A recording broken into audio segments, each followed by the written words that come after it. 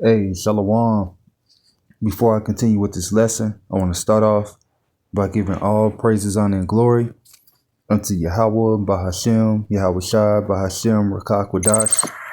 Double honors to the apostles and elders of Great Millstone, and peace and blessings to the hopeful elect. I'm the brother lawyer, and I teach you the Great Millstone National Camp. Come back with a quick lesson. And this lesson will be entitled, Their Time is Up. This lesson will be entitled, Their Time is Up. Who? The Edomites.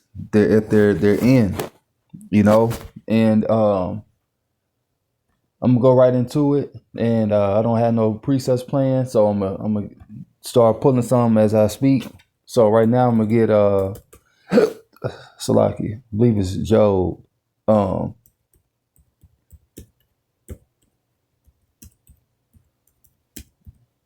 Give me 1 second. And I have a video, as y'all see, I got it queued up. This is from a month ago, right? It says dogs try to pull down Israeli flag. And so the animals, that's what I was gonna get. This is Job 20 and 27. So like Job 20 and 27, the heavens shall reveal his iniquity, and the earth shall rise up against him. And so the earth is rising up against Esau Edom. And the heavens have revealed his iniquity, all his dirt that he's doing. He's being exposed. And then it says that her iniquities have lifted up to the clouds. That Revelation 18 going into America. So the small hats and the Americans, so-called, really not even just with them, but those are the two head honchos of wickedness. That's causing these nations to go to war. All these different calamities that happen. I don't want to say too much and get a little ahead of myself, so I'm not gonna do that. I'm gonna pace myself. So the earth is rising up against him. And matter of fact, let me see if I can get a different version. Let's go into the let's see what the NLT says.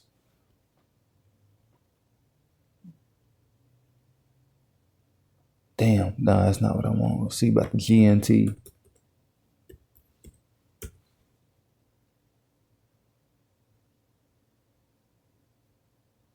It says, the GNT says, Job 20 and 27, it says, heaven reveals their sin, and the earth gives testimony against them.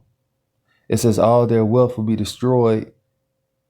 All their wealth will be destroyed in the flood of God's anger. It says this is the fate of wicked people, the fate that God assigns to them. And so, that reminds me of, give me 1 second. All right, and this is 1 second. Job again, Job 21 and 30. It says, matter of fact, let me start at 29.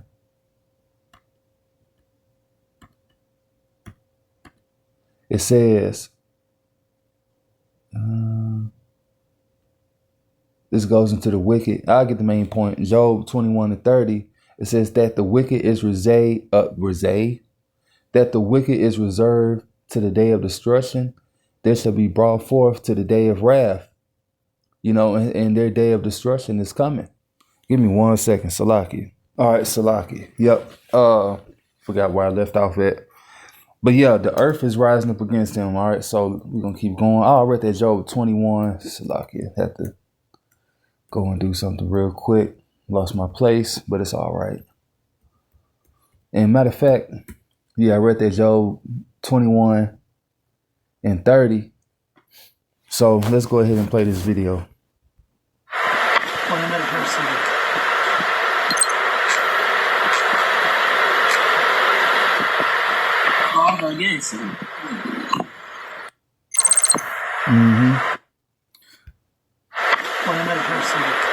And also too, you have omen it's an omen, so let me get that.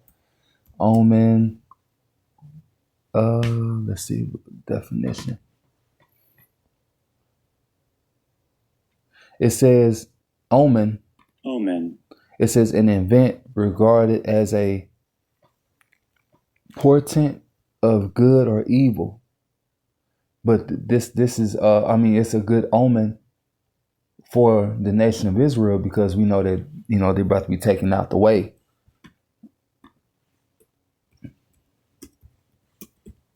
Give me 1 second. 1 second. This is for 2 Thessalonians 2, since I said that. It says, and I can read up above, talks about how, I'm messing around and read the whole chapter. You know what? Yeah, I got to read. Yeah. All right, so 2 Thessalonians 2, and I'm going to start at 2. It says, Slaki.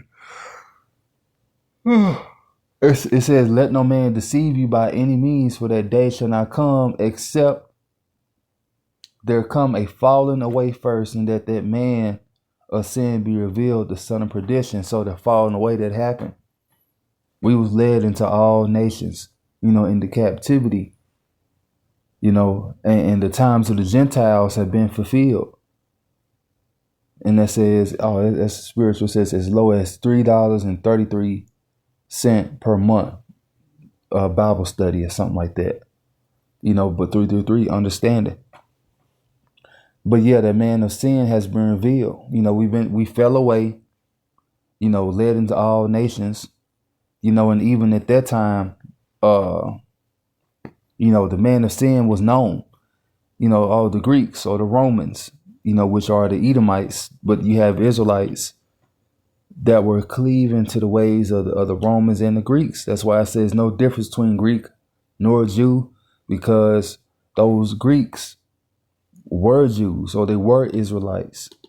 But like how it says in Corinthians, they became Gentiles, worshiping these different idols. So that man of sin has been revealed, the son of perdition, Esau, Edom, who opposes and exalts himself above all that is called God, or that is worshipped, so that he is God, sitteth in the temple of God, show himself that he is God. And that's what they also done too. They actually sat in the temples of the Israelites, declaring themselves to be worshiped, God, served, worship, sacrifice swine on the altars, all that shit. They done that, and they sitting. Well, I don't want to say they sitting in the temple of God today, but because Israel is a people before it's a place. So-called blacks, Latinos, Native Americans, and Hispanics are the biblical Israelites. And guess what? You're going to have Israelites that look like the other nations, but their seed line, their bloodline goes right back to a Hebrew Israelite. And the other nations know that some people that may look like them, but they don't act like them. They know that it's a difference, man. They a little different. They look like our people, but it's something different about them. Why? Because they're the Israelites. They're in the ghettos, the slums,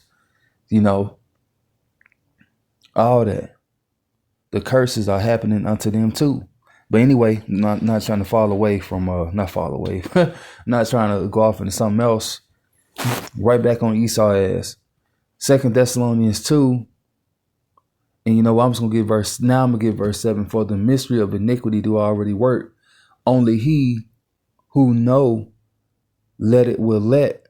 It says, until he be taken out of the way. And so Yahweh Bashim Yahushua is going to take these people out of the way. They're getting ready to be taken out. Job 14:5. Job 14:5. It says, seeing his days are determined, the number of his months are with thee.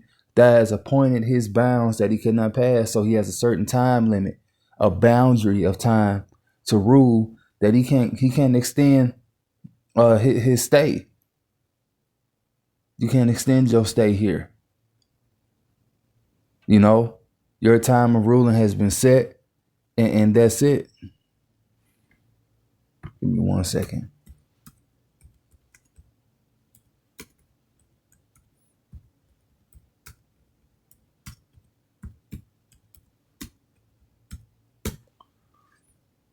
Second Esdras 4:37. By measure have he measured the times, and by number have he measured. Salaki, and by number have he numbered the times. He does not move nor stir them until the said measure be fulfilled. So the Lord is the one that measured the times. He numbered the numbered, or he basically numbered the times. I'm not trying to confuse anybody, but he set the measurement of time of when somebody will rule, when this event is going to happen, and until that certain time period has, or I'm going to go into prophecies until certain prophecies happen. That's when this is going to happen next. We know that after the MOTB is mandated, Yahweh Shai gonna come soon. World War III is gonna happen.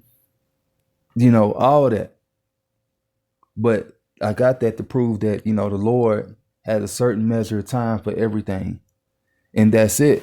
Give me 1 second. Once again, give me 1 second. Let me pause this. All right, now I'm back. All right, so now, I read that. Now I'm gonna get this Romans 8, because this is another example of, I don't want to quote the precept. I'm about to get it.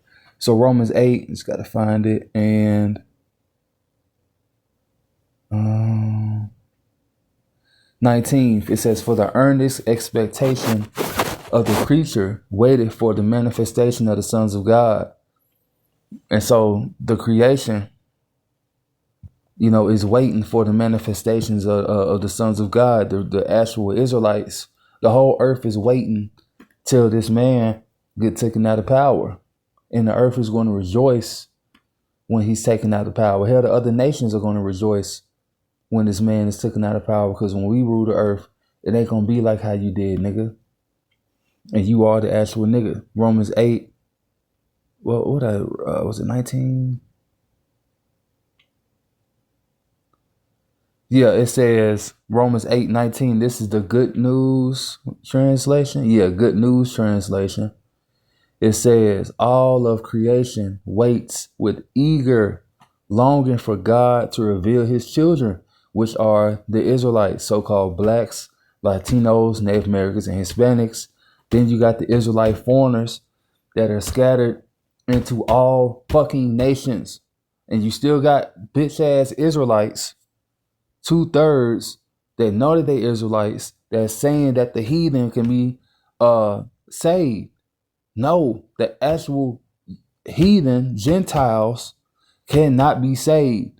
Only the Israelites that took on the Gentile customs that may look like them even to this day from being in that fucking land can be saved.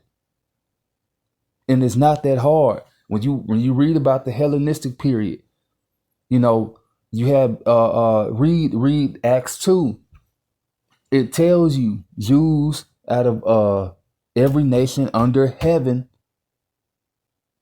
It tells you that in the book of Acts. Matthew 10:5, go not into the way of the Gentiles in any city of the city of the Samaritans, roughly paraphrasing, enter ye not, but go rather to the lost sheep of the house of Israel. Don't go unto Samaria. Why? Because you have heathens that were put in that land, and they couldn't keep the law, statutes, commandments. The Lord sent lions to tear that ass up. Then it was another chapter where the Jews said, will he go to the dispersed that are among the Gentiles and teach the Gentiles? Because the Jews at that time were looking at our people that was in those lands. I mean, they Gentiles. They doing exactly like, what the natural Gentiles do. But they knew that our people were still in those lands. It's not that hard. You niggas took a fucking bag with holes in it. Especially in today's time where everything going on. The economy can drop like that. And then your money is worth what? Nothing, nigga. All right. So anyway, we're gonna go to Isaiah 14. Isaiah 14. We're gonna get the main point that I want. All right. Let's see. 4. Isaiah 14:4. That thou should take up this proverb against the king of Babylon, Trump, and say, how hath the oppressor ceased, the golden city ceased? And not even, Trump is the king of Babylon, but then you got the actual rulers that's giving him orders, the Rothschilds, the banking family. It says, and say, how hath the oppressor ceased, the golden city ceased? This ain't talking about ancient Babylon, because that city is still thriving today. Iraq, that city hasn't ceased. Now, ancient Babylon, of course, don't be stupid. That actual, land, it had, not the land, but that city at that time, that kingdom, yes, that has failed. But guess what? It's still inhabited. It states that Babylon, when Babylon is destroyed, no one should inhabit that land. Give me 1 second. Isaiah 14, what was it, 4? Let's get 5. It says, the Lord had broken the staff of the wicked and the scepter of the rulers, which means it represents their power. You have a staff in your hand, and you got the power. It says, he who smote the anger. He who smote the people in wrath with a continual stroke, he that ruled the nations in anger is persecuted and none hinder. So when this nigga is going through the persecution, ain't nobody gonna jump in, but no, don't do this to him. No, and that's happening even today with these other nations teaming up against him for bombing Venezuela, hell, even Nigeria, other places that he wants to continue with that continual stroke, with ruling the people in anger, especially the Israelites. He's doing that. It said, and also to the hammer of the earth, like how it says in Jeremiah, Babylon, the hammer of the earth.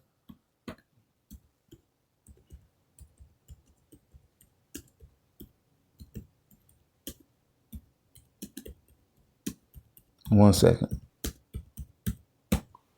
Jeremiah 50:23. How is the hammer of the whole earth cut asunder and broken? Has Babylon become a desolation among the nations? Ancient Babylon wasn't the hammer of the earth. What this is saying, this deals with, Babylon going into these different nations, multiple nations, that's all around the world. Babylon was in one section of the world, and they ruled. This Babylon, the daughter of Babylon, got military, got thousands of bases or 1,000+ bases around the world. Central America, Europe, Africa, all these other places. And they are being the hammer of the earth, bombing these other nations. Give me 1 second.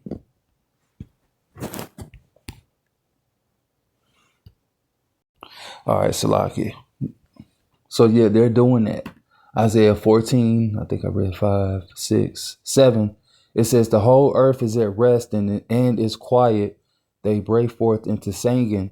Yea, the fir trees rejoice at thee, and the cedars of Lebanon, saying, since thou art laid down, no feller is come up against us. So the whole earth is going to rejoice when these people fall. The animals themselves will be at rest.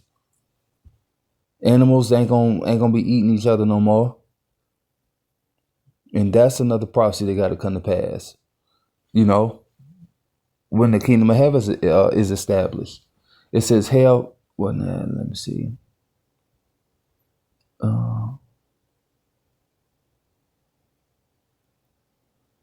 You know what? And I can read more. but I got the main point that I wanted with that. Let's go into the animals being at peace. Lion shall lay with the lamb. I think that's Isaiah 11. Yep. Isaiah 11. I can read 6. Let's see what 5. Yeah, we're going to start at 6. It says, the wolf also shall dwell with the lamb, and the leopard shall lie down with the kid. And the kid is a baby goat. And the calf and the young lion and the fatling together, a little child shall lead them, which is the Israelite child. We're going to be gods on the earth again. So even our kids, nothing, they won't fear nothing. And the animals will be subject unto our children, just like us. It says, and the cow and the bear shall feed, the young ones shall lie down together, and the lion shall eat straw like the ox. So the lion's going to go right back to eating grass. It won't be eating other animals no more. And the sucking child shall play on the hole of the asp, and the weaned child shall put his hand on the cockatrice den. And you got to picture all this. It says, they shall not hurt nor destroy in all my holy mountain. Oh, holy mountain.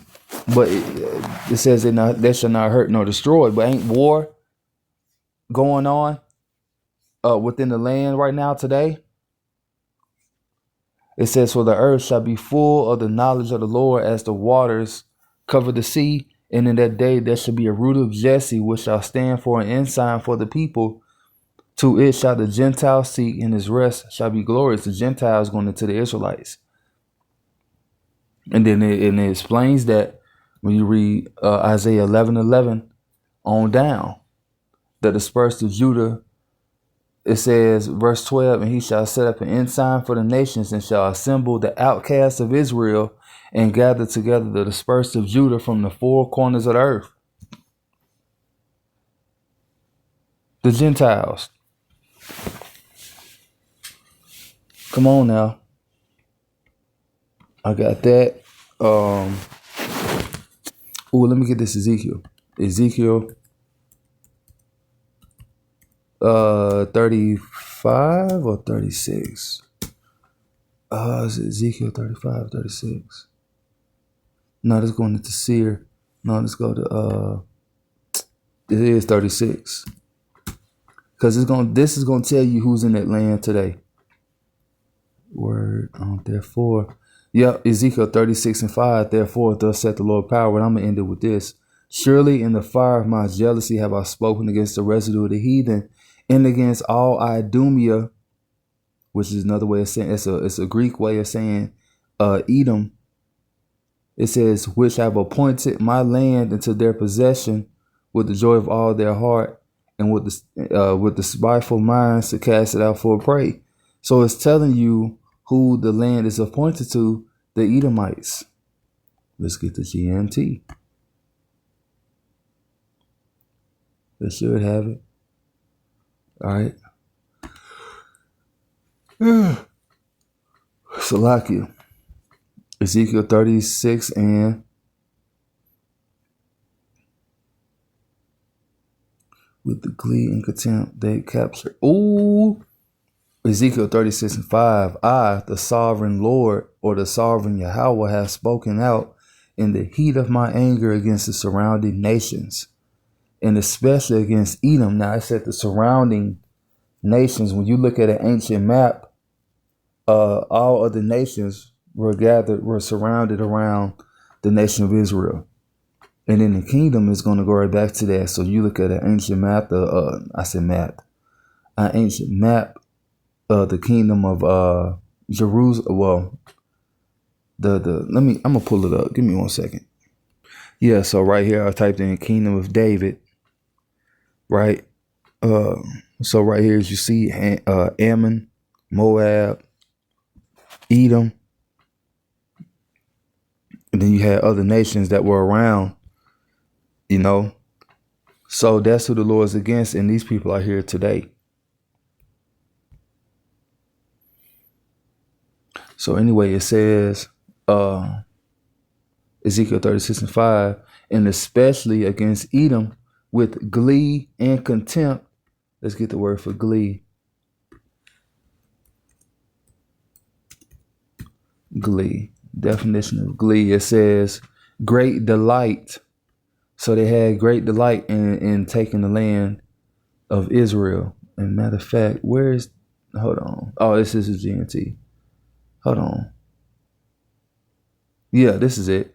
It says, with the glee and contempt, they captured my land and took possessions of its pastures, and that's what they've done. So that's who the land is. Well, that's who took the land today, and we're gonna take it back. But first, that land is gonna be destroyed, along with Babylon the Great. It has to be cleansed. So with that, I'm gonna give all praises, honor, and glory unto Yahweh, Bahashem, Yahushua, Bahashem, Rakakwadash, Shalom.